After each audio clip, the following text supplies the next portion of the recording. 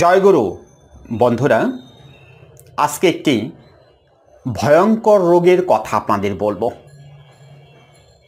আপনারা হয়তো ভাবেন যে এটা কোনো রোগ না বা এটা কোনো সমস্যা না, কিন্তু সেটা যে কত বড় সমস্যা, কত বড় ভয়ঙ্কর রোগ আপনারা নিজে থেকে পালন করতেছেন, লালন করতেছেন, এটা আপনারা নিজেরাও বুঝতে পারতেছেন না। কত বড় ভয়ঙ্কর একটা রোগ। সেই রোগটার নাম কি? সেই রোগটার নাম হলো কোনো কিছু ভালো লাগে না। আপনারা নিশ্চয়ই হতবাক হয়ে যাচ্ছেন রোগটির নাম শুনে, যে এটা আবার কেমন রোগ। হ্যাঁ, এটা একটা ভয়ঙ্কর মানসিক রোগ। কোনো কিছু ভালো লাগে না, ডিপ্রেশন। জীবনটাকে শেষ করে দিতেছে, ধুকে ধুকে আপনি শেষ হয়ে যাচ্ছেন, আপনারা সব কিছু শেষ হয়ে যাচ্ছে। এই একটি মাত্র রোগ, কোনো কিছু ভালো লাগে না। এই যে কোনো কিছু ভালো লাগে না, এর ওষুধটা কি? কোথায় আছে? কোন ওষুধ দিলে পরে ভালো লাগবে? আছে এরকম কোনো ওষুধ আছে? আজ পর্যন্ত কোনো বিজ্ঞানী এরকম কোনো ওষুধ আবিষ্কার করেছেন? এই যে ভালো লাগে না, এই ভালো লাগার জন্য কোনো ওষুধ আছে? অর্থাৎ এই সমস্যার সমাধানের জন্য কোনো ওষুধ আছে? কেন ভালো লাগে না? সমস্যাটা কোথায়? সমস্যাটা হলো আপনি অলস অপদার্থ। অর্থাৎ আপনার মধ্যে অলসতা, হতাশা, ব্যর্থতা, এই তিনটি জিনিস সম্মিলিতভাবে কাজ করতেছে, যার কারণে আপনার কোনো কিছু ভালো লাগে না। অলসতা কেন হয়? যার কারণে আপনার কোনো কিছু ভালো লাগে না। এই ভালো না লাগার রোগটা আমাদের ছোট সময় থেকেই, এক কথায় বলা যায় জন্মলগ্ন থেকেই আমাদের ভালো না লাগার রোগটা রয়ে গেছে। অর্থাৎ আমরা শুরু থেকেই অলস। আমাদের ঘুম পাড়িয়ে রাখা হয় বিভিন্ন রকমের ভৌতিক গল্প বলে, বিভিন্ন রকমের বাঘের ভয় দেখিয়ে আমাদের ঘুম পাড়ানো হয়। ছোট সময় থেকেই আমাদের মস্তিষ্কে ভয় নামের এক ধরনের রোগটা ঢুকিয়ে দেওয়া হয়। অমুক জায়গায় যাওয়া যাবে না, সন্ধ্যার পরে ওখানে ওই ঘটনাটা ঘটে, ওখানে জিনপরি নামে, ভূত নামে যত সব আজগবি কাণ্ড কারখানা আমাদের শুরু থেকেই আমরা ফেস করে থাকি, যার কারণে আমরা বড় হয়ে অলস অপদার্থ হয়ে যাই। অর্থাৎ আগে থেকেই আমাদেরকে ড্রপ করে দেওয়া হয়। সেই জন্য অলসতা, হতাশা, ব্যর্থতা এটা আমাদের রক্তের সাথে মিশে আছে। আমরা কিছুতেই এখান থেকে বের হয়ে আসতে পারি না। আমরা কোনো কাজের কথা শুনলেই আমাদের খারাপ লাগে, আমরা কোনো কাজ সঠিকভাবে করতে পারি না। দূরে কোথাও যাওয়ার কথা শুনলে আমাদের ভয় লাগে, ঘর হইতে বের হইতে ভয় লাগে। অর্থাৎ এই ভয়টা আমাদের শুরু থেকে আমাদের মস্তিষ্কে, আমাদের অবচেতন মনে, যেটাকে সাবকনসিয়াস মাইন্ড বলে, সেই সাবকনসিয়াস মাইন্ডে ঢুকিয়ে দেওয়া হয়েছে, যার কারণে আমরা অলস অপদার্থ হয়ে বসে আছি। কাজকর্ম করতেই চাই না, আমাদের করতে ইচ্ছে করে না। ক্লিয়ার কথা, আমাদের করতে ইচ্ছে করে না। যদি উপর থেকে ঝড়ঝড়ায় খাবারটা পড়তো, এক জায়গায় বসে থাকতাম, খাবার রেডি, খাবার চলে আসছে, তাহলে তো কোনো কথাই ছিল না। যদি জীবনটা এইভাবে পার করে দেওয়া যেত, তাহলে তো কোনো কথাই ছিল না। আমরা তো সেটা চেয়েছিলাম, কিন্তু সেটা যে হয় না। পরিশ্রম ছাড়া যে কোনো কিছু উপার্জন করা যায় না, আমরা তো এই জিনিসটা ভুলে যাই। আমাদের তো এই জিনিসটা মনে থাকে না যে আমাদের কাজ করতে হবে, অর্থাৎ যদি পেটের যোগান দিতে হয় কাজ করতে হবে, এটা আমাদের মনে থাকে না। আমরা কতটা অলস অপদার্থ। একটি ঘটনা শেয়ার করি, আজকের সকালের ঘটে যাওয়া একটি ঘটনা আপনাদের মধ্যে শেয়ার করি। আমরা যে ঘটনাগুলো শেয়ার করি আমাদের ভিডিওতে, তার পিছনে কিন্তু কিছু কারণ থাকে। অর্থাৎ আমি বাইরে গিয়ে এমন কিছু দৃশ্য দেখি, যে দৃশ্যগুলোর কথা মনে পড়লেই এরকম একটা টপিক নিয়ে আপনাদের সামনে হাজির হতে আমার ইচ্ছে করে আপনাদের কাছে এই বিষয়গুলো শেয়ার করে দেই। সেরকম একটি বিষয় আজকে আপনাদের মধ্যে আমি শেয়ার করে দিতেছি। সকালবেলা অর্থাৎ ভোর 5:30টার সময় আমি হাঁটতে বের হয়েছি। আমি রমনা পার্কে যাচ্ছি, যাওয়ার পথে একটা আজব ঘটনা আমি দেখলাম। আমার কাছে আজব ঘটনা, কিন্তু আপনাদের কাছে এটা অহরহ হয়ে থাকে, অর্থাৎ আপনারা এটা করে থাকেন। আজব ঘটনাটা কি? আমি যাওয়ার পথে দেখলাম পল্টনের মোড়ে একটা জায়গায় রাস্তার কাজ চলতেছে। ওই যে মেশিনগুলো আছে, ওই মেশিন দিয়ে ভেতরের ময়লাগুলো উঠিয়ে আরেক জায়গায় রাখা হচ্ছে, অর্থাৎ গর্তের কাজ করা হচ্ছে। অবাক করা বিষয়, ভোর 5:30টার সময়, সম্ভবত তখন 5:40 বাজে, এই শীতের মধ্যে ওখানে মানুষের ভিড় লেগে গেছে। আমি তো হতবাক। আমি দূরে থেকে যখন দেখলাম যে ওখানে এত মানুষের ভিড়, আমি ভাবলাম কি ব্যাপার, কি হয়েছে ওখানে এত সকালবেলা, কি হয়েছে? গিয়ে দেখি এই অবস্থা। অর্থাৎ ওই গর্ত থেকে ময়লা উঠাইতেছে, আরেক জায়গায় রাখতেছে, সেগুলো মানুষ উপর হয়ে পড়ে পড়ে দেখতেছে। এর সে অবাক করা দৃশ্য কি আর কোনো কিছু আছে? সেখানে ময়লার গন্ধে দাঁড়ানো যাচ্ছে না, সেখানে মানুষ উপর হয়ে সেগুলো দেখতেছে।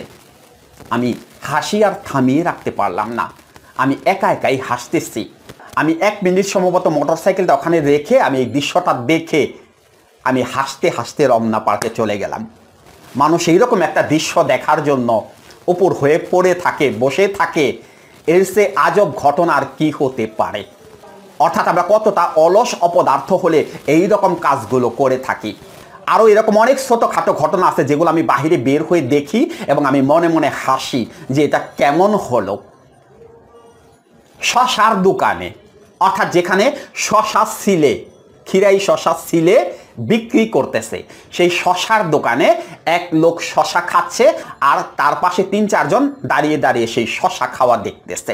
এইরকম দৃশ্য অহরহ চোখে পড়ে। এটা কি অবসর সময়? না, কাজের সময়। অর্থাৎ যখন কাজের সময় চলতেছে দিনের বেলা এইরকম ঘটনাগুলো অহরহ ঘটে থাকে। দেখবেন কোথাও মজমা পাকিয়েছে দিনের বেলা, মজমা অর্থাৎ যেখানে ওই যে ওষুধ তাবিজ কবজ বিক্রি করে, সেখানে দেখবেন শত শত মানুষ ভিড় দিয়ে বসে আছে, ঘন্টার পর ঘন্টা কাটিয়ে দিতেছে, সময়ের প্রতি কোনো খেয়াল নেই। আর যিনি তাবিজ বিক্রি করতেছে তিনি তো সর্বরোগের চিকিৎসক।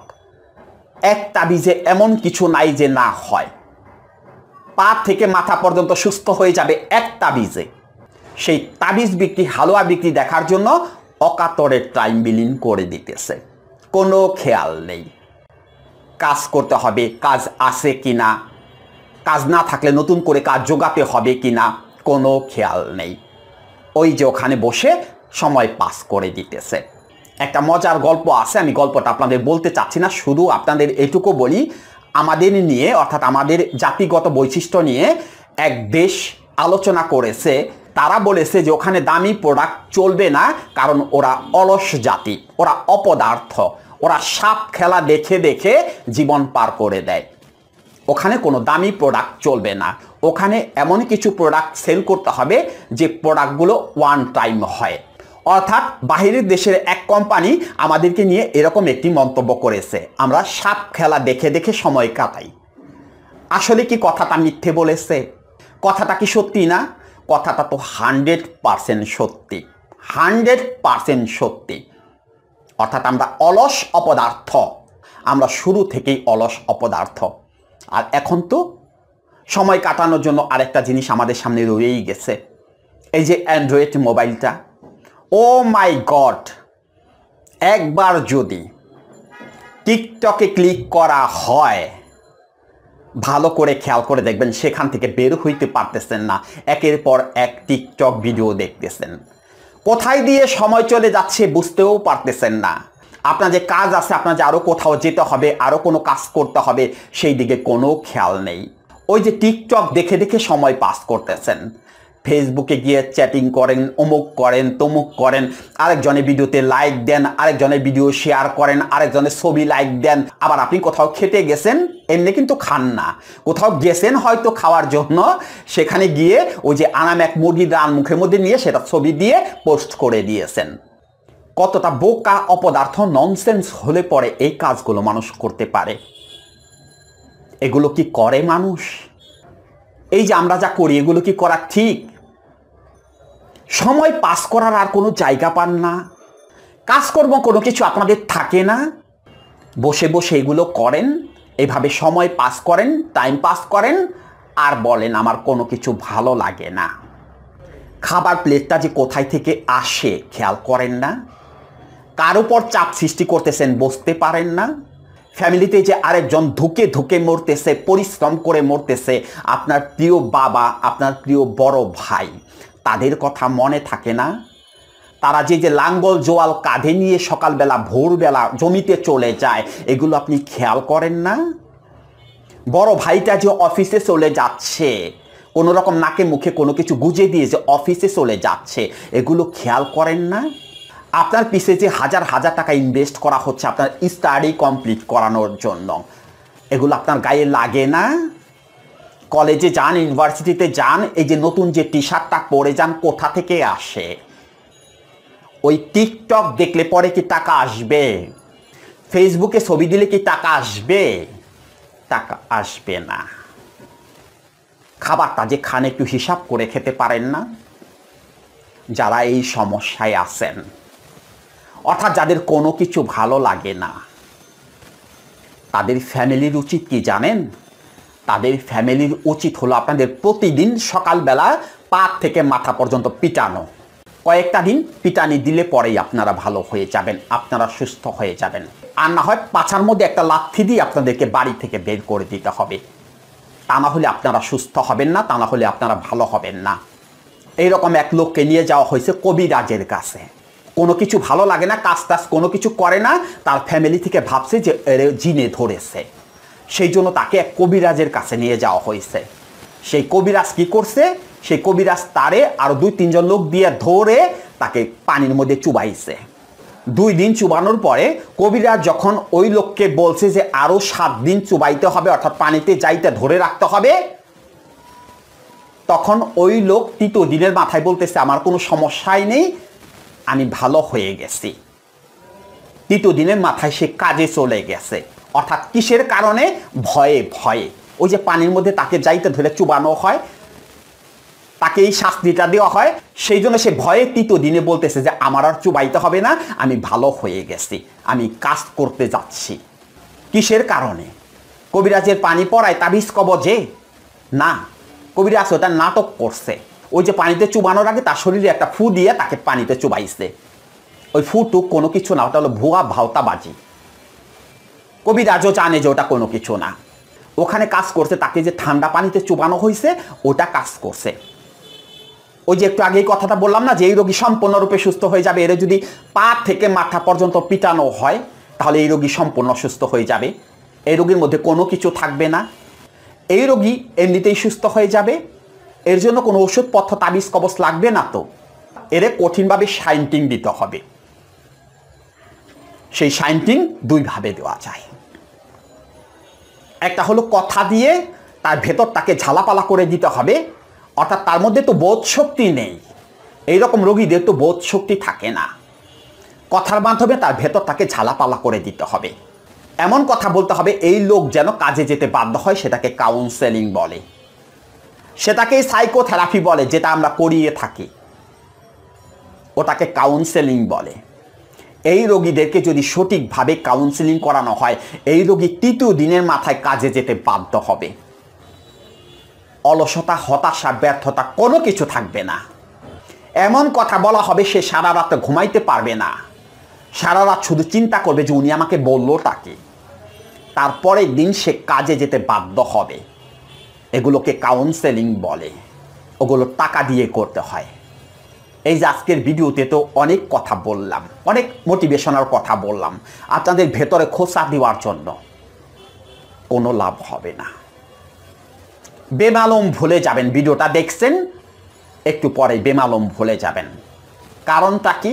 কারণটা ভিডিওটা যে ফ্রি দেখলেন, সেই জন্য আমি যতই বকর বকর করলাম কোনো কাজ হবে না। এই যে ফ্রি দেখার কারণে